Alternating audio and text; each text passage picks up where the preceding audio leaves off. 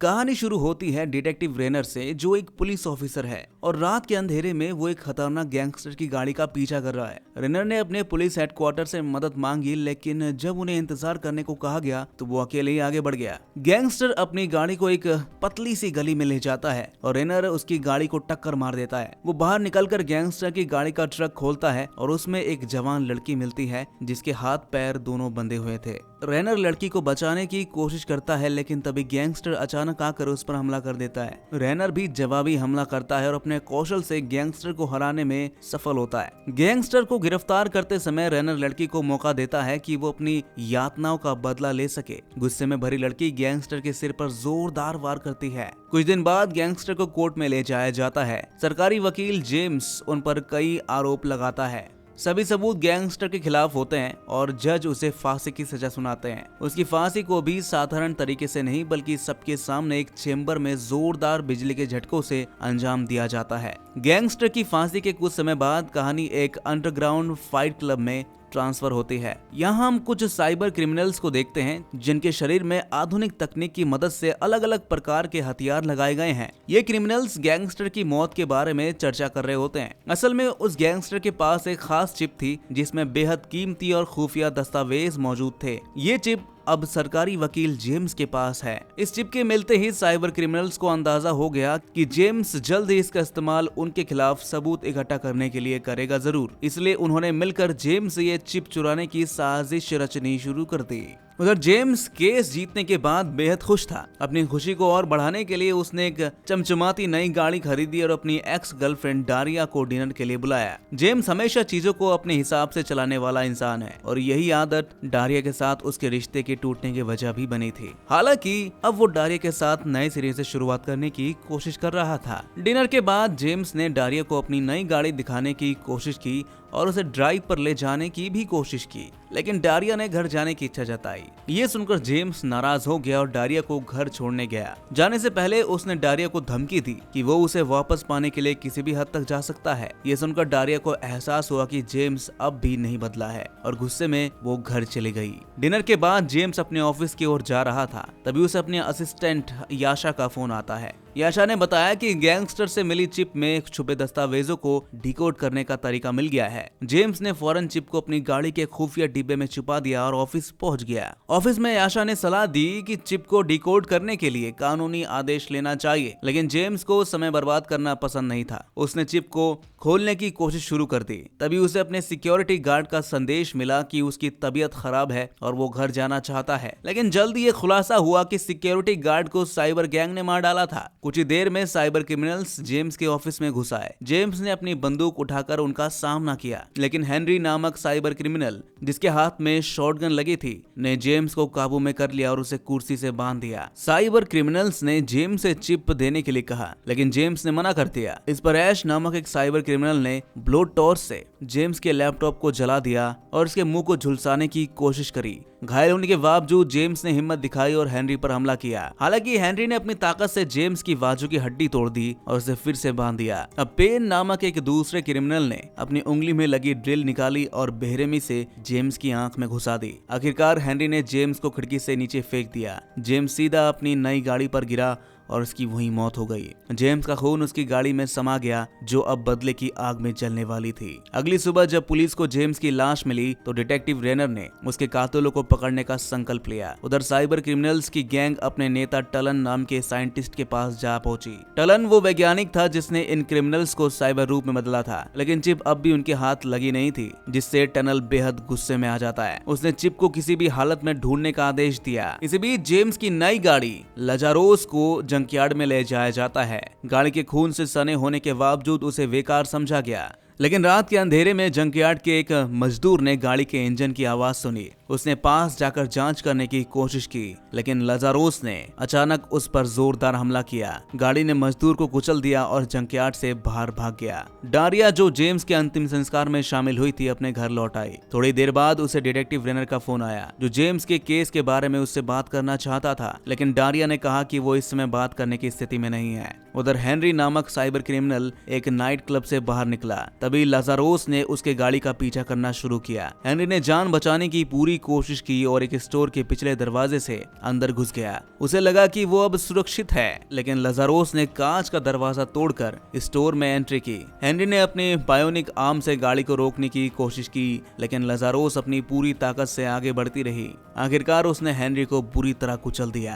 अगली सुबह detective रेनर case की जांच के लिए हेनरी के मर्डर स्थल पर पहुंचा। वहां उसका सामना उसके साथी ग्रीवन स्टीन से हुआ। स्टीन ने सुझाव दिया कि हो सकता है कि हेनरी की हत्या जेम्स के केस से जुड़ी हो। रेनर ने गहराई से जांच पड़ताल की। सबसे पहले वो डारिया से मिलने उसके ऑफिस पहुंचा। डारिया ने उसे एक रेस्टोरेंट में मिलने का समय दिया। रेस्टोरेंट में रेनर ने डारिया से कहा कि जेम्स के हत्यारों ने सिर्फ बदला लेने के लिए उसकी जान नहीं ली, बल्कि वो कुछ खास चीज की तलाशी में थे। डारिया ने इस बारे में कुछ नहीं बताया, लेकिन रेनर ने उसे सतर्क रहने के लिए कहा, क्योंकि हत्यारे उसका पीछा भी कर सकते हैं। डारिया जब घर लौटी तो उसे महसूस हुआ कि कुछ अनहोनी होने वाली है। उसने अपने दोस्त मिला को घर बुलाया ताकि उसका साथ रहे। इधर दोनों सहेलियां बातें कर रही थी, उधर ऐश और उसके साथी घर के बाहर नजर रखे हुए थे। रेनर ने एक पुलिस अधिकारी को डारिया की सुरक्षा के लिए वहां तैनात किया था। कुछ देर बाद पेन नामक साइबर क्रिमिनल ने अचानक पुलिस वाले पर हमला किया और उसकी ड्रिल से उसे मार दिया। इसके बाद पेन और उसके साथी घर के अंदर घुस आए। उस समय डारिया अपने कमरे में सो रही थी।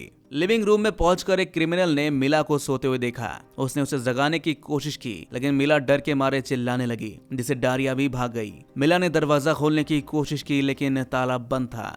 तभी क्रिमिनल ने उसका गला घोंटकर हत्या कर दी। डारिया ने खुद को बचाने की कोशिश की। उसने ड्रॉयर से बंदूक निकाली और एक क्रिमिनल को गोली मार दी। तभी पेन अपने साथी की मदद के लिए आया। डारिया ने देखा कि पेन ने मिला की जान ले ली है, तो उसने पेन को खत्म करने का फैसला किया, लेकिन बदकिस्मती से उसके बंदूक में गोलियां नहीं थी। डारिया तुरंत पास के जंगल की ओर भाग निकली। पेन उसके पीछे लगा रहा और जल्दी उसने डारिया को नीचे गिरा दिया। अब पेन अपनी ड्रिल से डारिया को मारने ही वाला था कि अचानक जेम्स की आत्मा वाली गाड़ी लजारोस वहां पहुंच गई। गाड़ी की तेज हेडलाइट्स ने पेन को चौंका दिया। जब जेम्स की आत्मा ने देखा कि डारिया खतरे में है, तो उसने लजारोस को पेन को मारने का आदेश दिया। लजारोस ने पेन का पीछा करना शुरू किया। पेन जैसे तैसे अपनी गाड़ी में बैठकर भागने की कोशिश की, लेकिन ये भूतिया गाड़ी इतनी जल्दी उसका पीछा नहीं छोड़ने वाली थी। कुछ देर बाद पेन को लगा कि वो सेफ है, लेकिन अचानक लजारोस सड़क के बीचों बीच आ गई। ये देख पेन घबरा गया। लजारोस ने उसकी गाड़ी को धक्का देकर ब्रिज से नीचे गिरा दिया। पेन की गाड़ी पूरी तरह से टूट गई, लेकिन वो बच गया। हालांकि लजारोस ने उसे बुरी तरह कुचलकर मार डाला।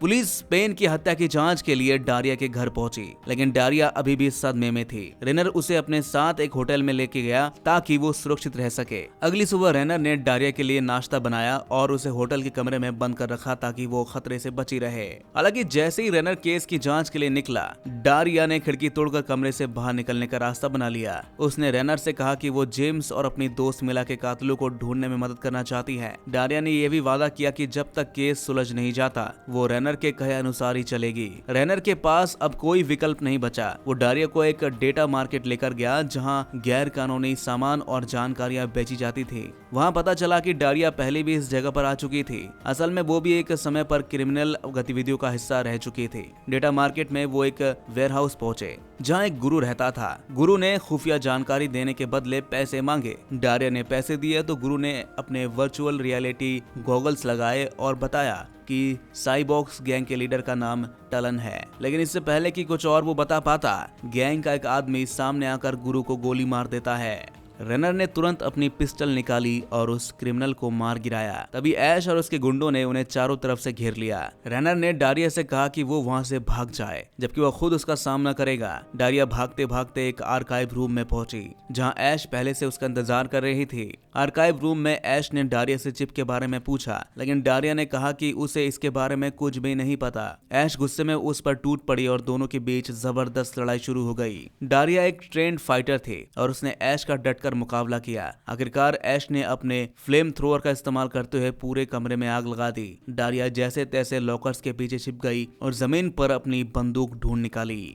डारिया ने ऐश पर गोली चलाई। अनजाने में गोली ऐश के हथियारों पर लगी, जिससे उसका फ्लेम थ्रोअर उसके शरीर को जला देता है। हालांकि ऐश का शरीर जल चुका था, लेकिन वो डारिया का पीछा करने में कामयाब रही। ऐश डारिया पर हमला करने ही वाली थी कि अचानक लजारोस वहां पर आ पहुंची।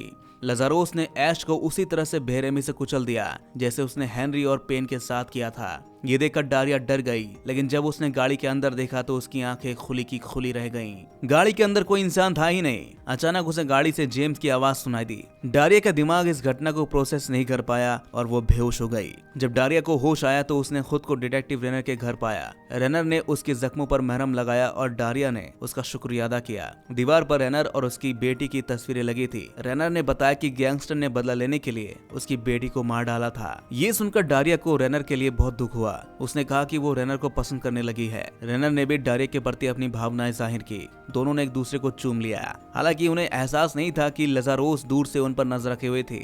वहीं दूसरी ओर साइंटिस्ट टलन ने अपनी साइबॉक्स आर्मी को तैयार कर लिया था। उसने अपने सैनिकों को लजारोस को खत्म करने का आदेश दिया। अगले दिन रेनर ने डारिया को केस से जुड़ी नई जानकारी दी। इस पर डारिया ने खुलासा किया कि जब वो पेन और ऐश का सामना कर रही थी तब लजारोस ने आकर उसकी जान बचाई थी। डारिया ने निष्कर्ष निकाला कि ये गाड़ी जेम्स की आत्मा के वश में है, लेकिन रेनर को इस बात पर यकीन नहीं हुआ। उसे लगा कि शायद डारिया जेम्स की मौत के सदमे में है। डारिया की बातें सुनकर रेनर चुपचाप चला गया। गुस्से में डारिया ने भी अपना रास्ता अलग कर लिया। रेनर ने अपनी मोटरसाइकिल पर उसके पीछे जाने की सोची, लेकिन तभी लजारोस उसके सामने आ गई। लजारोस ने रेनर पर हमला करने की कोशिश की। रेनर जैसे तैसे एक उच्च जगह पर चढ़कर गाड़ी से बचा। वहां से उसने एक मोटरसाइकिल उठाई और तेजी से भागने की कोशिश की, लेकिन लजारोस इतनी आसानी से पीछा छोड़ने वाली नहीं थी। उसने रेनर का पीछा किया और एक पार्किंग लॉट में उसे टक्कर मार दी। रेनर जमीन पर गिरा और उसकी टांग में चोट लग गई। रेनर जैसे तैसे एक सीढ़ी चढ़कर वहां से बचा। उसने एक सुरक्षित जगह पर छिपकर राहत की सांस ली, लेकिन तभी उसे अपने साथी ग्रीवनस्टीन का फोन आया। रेनर ने स्टीन से कहा कि वो तुरंत उसके घर जाकर डारिया की हिफाजत करे, लेकिन उससे ये नहीं पता था कि जेम्स का असिस्टेंट याशा उनकी बात सुन रहा था। याशा असल में साइंटिस्ट टलन का साथी था। उसने जेम्स के कत्ल में टलन की मदद की थी। याशा ने टलन के निर्देश पर अपने लोगों को ग्रीवनस्टीन का भेष पहनाकर रेनर के घर भेज दिया। उन्होंने डारिया को झांसा देकर अपनी गाड़ी में बैठा लिया। रास्ते में साइबॉक्स आर्मी ने उनका पीछा करना शुरू कर दिया, लेकिन लजारोस ने सड़क के बीच आकर उनके रास्ते को बाधित कर दिया। लजारोस की चालाकी के कारण साइबॉक्स की गाड़ियां आपस में टकराने लगी। हालांकि कुछ गाड़ियां अभी भी डारिया का पीछा करने में कामयाब रही। डारिया को जल्दी एहसास हो गया कि उसे पकड़ने वाले असली पुलिस वाले नहीं थे। उसने अपनी बंदूक निकाली और उन्हें गाड़ी रोकने पर मजबूर कर दिया। उसने गाड़ी से बाहर निकलने का आदेश दिया। तभी उसने देखा कि लजारोस तेज रफ्तार से उसकी ओर बढ़ रही थी। लजारोस ने आते ही उन गुंडों को कुचल दिया, लेकिन साइबॉक्स आर्मी ने डारिया और लजारोस को चारों तरफ से घेर लिया।